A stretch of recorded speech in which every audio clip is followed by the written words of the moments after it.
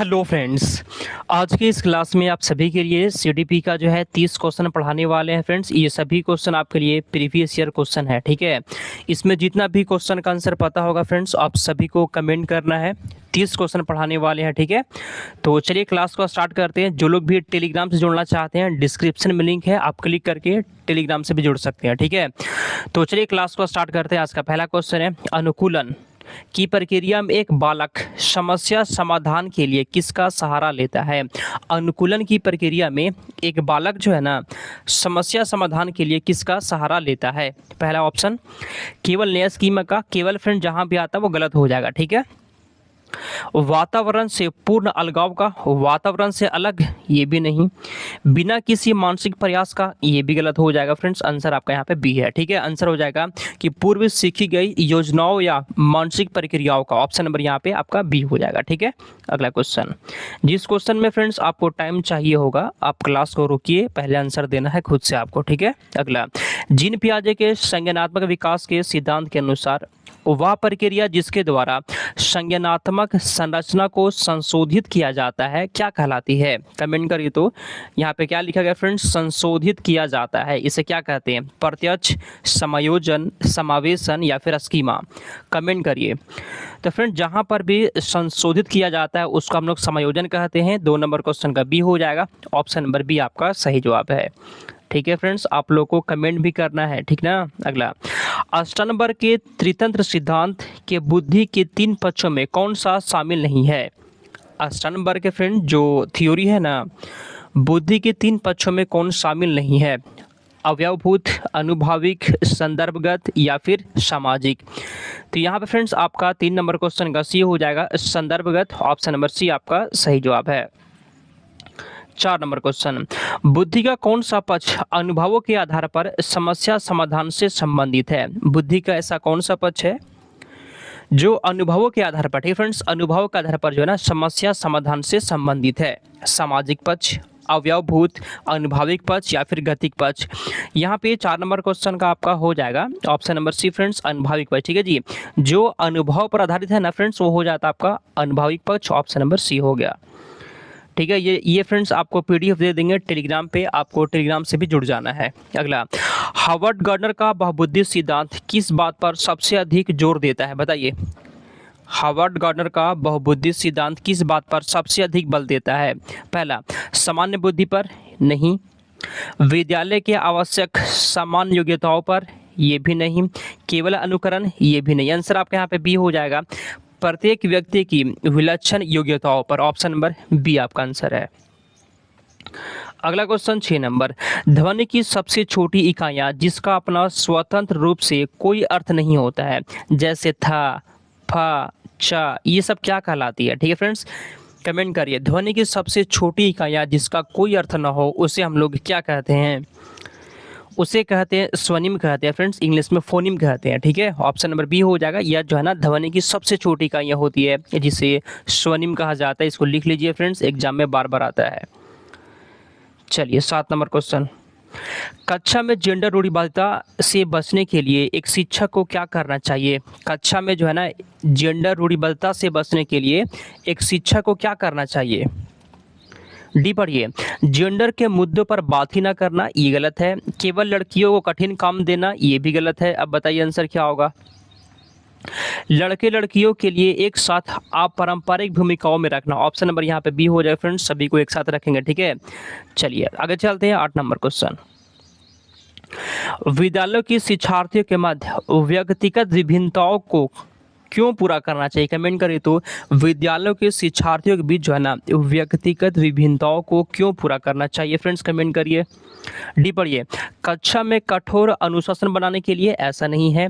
विशिष्ट विद्यार्थियों को अलग समूह बनाने के लिए, अलग महसूस कराने के लिए, ऐसा भी नहीं है, ठीक है। यह समझने के लिए कि क्या शिक्षार्थी सीखने के योग्य हैं या योग्य। ऑप्शन नंबर यहाँ पे आपका बी हो जाएगा, ठीक है। 8 नंबर क्वेश्चन का ऑप्शन नंबर यहाँ पे बी हो जाएगा। आगे चलते हैं 9 नंबर क्वेश्चन, ठीक है फ्रेंड्स। सभी क्वेश्चन का जो है ना आंसर दीजिएगा। शिक्षार्थियों में व्यक्तिगत विभिन्नताओं को संबोधित करने के लिए एक विद्यालय को किस प्रकार का पाठ्यचर्या का पालन करना चाहिए। एक विद्यालय के जो है किस तरह का पाठ्यचर्या का पालन करना चाहिए। शिक्षा केंद्रित ये एकदम नहीं फ्रेंड्स, गलत हो जाएगा, ठीक है। परीक्षा केंद्रित ये भी गलत होता है। मानकीकृत और कठोर ये भी गलत हो गया फ्रेंड्स, आंसर आपका सी हो जाएगा। बाल केंद्रित होना चाहिए जिसमें सीखने के अनेक अवसर हो, बिल्कुल ये सही जवाब है फ्रेंड्स। कैसा होना चाहिए फ्रेंड्स, बाल केंद्रित होना चाहिए। आगे चलते हैं 10 नंबर क्वेश्चन। सतत और व्यापक मूल्यांकन, सतत और व्यापक मूल्यांकन मुख्य रूप से किस बात पर बल देता है। सतत और व्यापक मूल्यांकन जो होता है वो किस बात पर बल देता है। आंसर यहाँ पे 10 नंबर क्वेश्चन का हो जाएगा। देखिए फ्रेंड्स, इसमें केवल लिखा हुआ है, गलत हो जाएगा। रटने की क्षमता, गलत हो जाएगा। बच्चों के अंक और ग्रेड में विभाजित करना, ये भी गलत है फ्रेंड्स, आंसर सी हो जाएगा। सीखने को किस प्रकार अवलोकित, रिकॉर्ड और सुधारा जाए, ऑप्शन नंबर सी हो जाएगा, ठीक है। अगला क्वेश्चन यहाँ पे 11, विद्यालय आधारित आकलन का सबसे बड़ा लाभ क्या होता है। विद्यालय आधारित आकलन का सबसे बड़ा लाभ क्या होता है। 11 का फ्रेंड्स कमेंट करिए, ठीक है। यह केवल बाहरी परीक्षकों पर निर्भर करता है, गलत है। यह शिक्षार्थियों को अपरिचित माहौल में परीक्षा देने के लिए तैयार करता है फ्रेंड्स, आंसर यहाँ पे आपका, देखिए फ्रेंड्स ये भी नहीं होगा, आगे पढ़ते थोड़ा सा। यह परिचित वातावरण में अधिक सीखने में सभी शिक्षार्थियों की मदद करता है, ऑप्शन नंबर यहाँ पे सी हो जाएगा, ठीक है फ्रेंड्स। यह परिचित वातावरण में अधिक सीखने में स्टूडेंट्स को हेल्प करता है, ऑप्शन नंबर सी। बता दें आप सभी को, आंसर जो बता रहे हैं वो ऑफिशियल आंसर बता रहे हैं, ठीक है। अगला, थॉर्नडाइक के अनुसार सीखने की तत्परता शिक्षार्थियों के किस स्तर की ओर संकेत करती है। थॉर्नडाइक के अनुसार सीखने की तत्परता जो है ना, शिक्षार्थियों को किस स्तर की ओर संकेत करती है। पहला, शारीरिक बनावट की ओर, गलत हो जाएगा। आर्थिक पृष्ठभूमि की ओर, गलत है। सीखने की तत्परता की बात हो रहा है, केवल, ये भी गलत है फ्रेंड्स, आंसर यहाँ पे बी हो जाएगा। वर्तमान संज्ञानात्मक स्तर की ओर, ऑप्शन नंबर बी आपका सही जवाब है। अगला क्वेश्चन यहाँ पे 13, एक शिक्षिका के लिए शारीरिक रूप से असुविधाग्रस्त बच्चों के लिए कक्षा में सबसे उचित कदम क्या होगा। एक शिक्षिका के लिए एक शारीरिक रूप से असुविधाग्रस्त बच्चा के लिए कक्षा में सबसे अच्छा कदम क्या होगा, कमेंट करिए। उन्हें कक्षा से बाहर कर देना, ये गलत है। उन्हें खेल के मैदान में जाने के लिए मजबूर करना, फ्रेंड्स किसी को भी आप मजबूर नहीं कर सकते हैं, गलत हो जाएगा, ठीक है।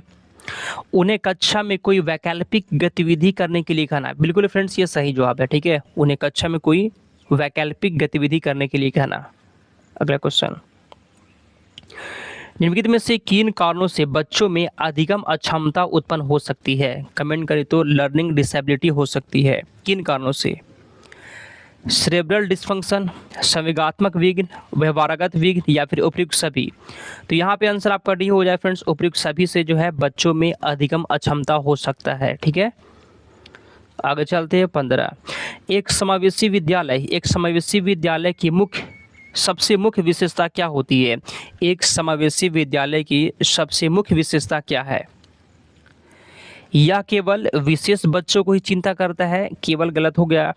यह बच्चों का दाखिला उनकी आर्थिक स्थिति को देखकर करता है, ये भी गलत है फ्रेंड्स, समावेशी विद्यालय की बात हो रहा है, ठीक है। यह केवल मेधावी छात्रों को पढ़ाता है, गलत है, आंसर आपका बी हो जाएगा। वह शिक्षार्थियों की क्षमताओं की परवाह किए बिना सभी के अधिगम परिणामों को सुधारने के लिए प्रतिबद्ध होता है। आगे चलते हैं 16 नंबर क्वेश्चन। चैनल को फ्रेंड्स सब्सक्राइब कर लीजिएगा, एग्जाम तक जो है आप सभी को जुड़े रहना है, ठीक है। आगे चलते हैं 16, प्रतिभाशाली शिक्षार्थियों को किस प्रकार सहयोग की आवश्यकता होती है। जो फ्रेंड्स प्रतिभाशाली बच्चे होते हैं उनको किस प्रकार के सहयोग की आवश्यकता होती है फ्रेंड्स, यहाँ पे 16 का आंसर आपका हो जाएगा, ऑप्शन नंबर ए, जो सामान्यतः विद्यालय द्वारा उपलब्ध नहीं कराए जाते हैं, ऑप्शन नंबर यहाँ पे ए हो जाएगा। जिसका भी ए आ गया सही जवाब है। आगे चलते हैं अगले क्वेश्चन की ओर। 17, किसी बच्चे में प्रतिभाशालिता निम्नलिखित में से किसके संयोजन के कारण होती है। किसी बच्चे में फ्रेंड जो प्रतिभाशालिता होता है वह किसके संयोजन के कारण से होती है। केवल अनुवांशिक, गलत है। केवल वातावरणीय अभिप्रेरणा, ये भी गलत है फ्रेंड्स। केवल अनुवांशिक या केवल वातावरण गलत होता है, दोनों होना चाहिए, ठीक है। सी पढ़िए, अनुवांशिक रचना और वातावरणीय अभिप्रेरणा का संयोजन, फ्रेंड दोनों होना चाहिए, ठीक है जी, अनुवांशिक भी और वातावरण भी। ऑप्शन नंबर यहाँ पे सी है। आगे चलते हैं, बिल्कुल भी फ्रेंड्स टाइम में वेस्ट नहीं करना है, अगला, बच्चों में सीखने और सुनने के लिए सबसे अच्छा अधिगम योग्य वातावरण कौन सा है? बच्चों में सीखने और सुनने के लिए सबसे उपयुक्त अधिगम योग्य वातावरण कौन सा है? ऑप्शन ए, जहाँ केवल शिक्षक ही लगातार बोलते रहे, ऐसा नहीं है, सिर्फ शिक्षक ही बोलता रहे, ऐसा गलत हो जाएगा, ठीक है। सी पढ़िए, एक शांत कमरा जो जहाँ कोई गतिविधि ना हो, ये भी गलत है फ्रेंड्स। एक ऐसा कमरा, एक ऐसा रूम जहाँ पर कोई गतिविधि नहीं हो रहा और सभी बच्चे शांत है, वो कक्षा भी अच्छा नहीं होता है। डी, केवल रटने पर, गलत है। आंसर यहाँ पे बी हो जाएगा, शिक्षार्थियों को यह छूट देना कि क्या सीखना है और कैसे सीखना है। ऑप्शन नंबर बी हो जाएगा, ठीक है। 19 नंबर, गति कौशलों में अधिगम निर्योग्यता क्या कहलाती है जिससे ग्रसित बालक चलने, कूदने और गेंद पकड़ने में अक्षमता महसूस करते हैं? क्या होगा? डिसलेक्सिया कहते हैं। डिसलेक्सिया में क्या होता है फ्रेंड्स? बच्चे को जो ना पढ़ने में दिक्कत होता है, तो ये तो नहीं होगा। डिस्कैलकुलिया में भी क्या होता है फ्रेंड्स? ये भी नहीं होगा। आंसर यहाँ पे बी हो जाएगा, इसे डिस्प्रैक्सिया कहते हैं, ठीक है। इसे क्या कहते हैं? डिस्प्रैक्सिया कहते हैं। आंसर बी हो गया आपका। 20 नंबर, अधिगम निर्योग्यता के संबंध में कौन सा कथन सही है? बताइए। अधिगम निर्योग्यता, लर्निंग डिसेबिलिटी के बारे में कौन सा कथन सही है? 20 का आंसर यहाँ पे क्या है? कौन सा कथन सही है? ऑप्शन नंबर है, यह एक स्थिर अवस्था है फ्रेंड्स, गलत है ये। यह जो है ना फिक्स नहीं, इसको बदला जा सकता है। लर्निंग डिसेबिलिटी को फ्रेंड्स ठीक किया जा सकता है, बदला जा सकता है, यह अस्थायी नहीं होता, ये स्थिर नहीं होता है। बी, यह एक चर अवस्था है क्योंकि इसका तात्पर्य विकास में मंदता होना है अथवा मापदंडों से अधिक समय लगने से है। ऑप्शन नंबर बी हो जाएगा, ठीक है। आगे चलते हैं 21 नंबर, परिणामों की आशा करने के अतिरिक्त समस्या समाधान की प्रक्रिया के महत्वपूर्ण चरण कौन से हैं? परिणामों की आशा करने के अतिरिक्त समस्या समाधान की प्रक्रिया के, ये क्वेश्चन बोला ना कि समस्या समाधान की प्रक्रिया के महत्वपूर्ण चरण कौन सा है? समस्या की पहचान करना, समस्या को छोटे हिस्सों में बांटना, संभावित युक्तियों को खोजना, उपयुक्त सभी।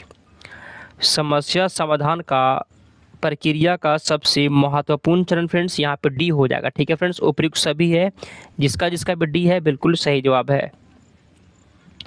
22 नंबर, जब शिक्षार्थी अपने विचारों को संप्रेषित करने की कोशिश कर रहे हैं तो एक शिक्षक को क्या करना चाहिए? अगर कोई विद्यार्थी जो है विचारों को संप्रेषित करने की कोशिश करे तो शिक्षक को क्या करना चाहिए? ऑप्शन नंबर ए, उन्हें तुरंत टोकना और ठीक करना चाहिए, ऐसा नहीं है फ्रेंड्स। 22 नंबर क्वेश्चन का ये नहीं होगा। उन पर जुर्माना लगा देंगे, जुर्माना भी नहीं लगाना है। उनके विचारों को आप नज़रअंदाज कर देना चाहिए, नहीं। आंसर बी हो जाएगा, शिक्षक को उन्हें ठीक, सॉरी यहाँ पे क्वेश्चन क्या था फ्रेंड्स? देखिए, जब विद्यार्थी अपने विचारों को संप्रेषित करने की कोशिश कर रहे हो तो एक शिक्षक को क्या करना चाहिए? 22 का कमेंट करिए। तो जब विद्यार्थी अपने विचारों को संप्रेषित करने की कोशिश कर रहे हो तो एक शिक्षक को क्या करना चाहिए? देखिए, उन पर जुर्माना फ्रेंड्स आप नहीं लगा सकते, उनके विचार को आप इग्नोर भी नहीं करेंगे। अब बी ए हो सकता है या बी हो सकता है। उन्हें तुरंत टोकना और ठीक करना चाहिए, तो फ्रेंड्स उन्हें तुरंत आप टोक भी नहीं सकते हैं और तुरंत ठीक नहीं करना है जी। अगर बच्चा कुछ बोल रहा है ना, तुरंत आप रोकना नहीं है, नहीं तो वो बोल नहीं पाएगा। शिक्षक को उन्हें ठीक नहीं करना चाहिए फिलहाल, ठीक है फ्रेंड्स, उसको बाद में ठीक कर सकते हैं। आंसर आपके यहाँ पे बी हो जाएगा, ठीक है। आंसर यहाँ पे बी हो जाएगा, ठीक करना चाहिए लेकिन बाद में। देखिए फ्रेंड्स, इसमें थोड़ा सा कुछ डॉट है, इस क्वेश्चन में फ्रेंड्स थोड़ा सा डॉट है, ठीक है। इसका आंसर जो है आपको बताना, ये होमवर्क देते हैं हम, इसको फ्रेंड्स अगले क्लास में क्लियर करेंगे। क्योंकि शिक्षा को उन्हें ठीक नहीं करना चाहिए, ये भी गलत है जी। शिक्षा को ठीक करना पड़ेगा अगर बच्चा कुछ गलती कर रहा हो तो, और उन्हें तुरंत आप टोक भी नहीं सकते हैं। ये दोनों में थोड़ा सा कन्फ्यूजन है, इसके लिए होमवर्क है, आपको बताना है अच्छे से पता करके। हम अगले वीडियो में इसको बता देंगे, ठीक है। आगे चलते हैं, अगला क्वेश्चन, यदि कोई छात्र अचानक संवेगात्मक आवेग का सामना नहीं कर पाता है तो इसका मुख्य कारण क्या है?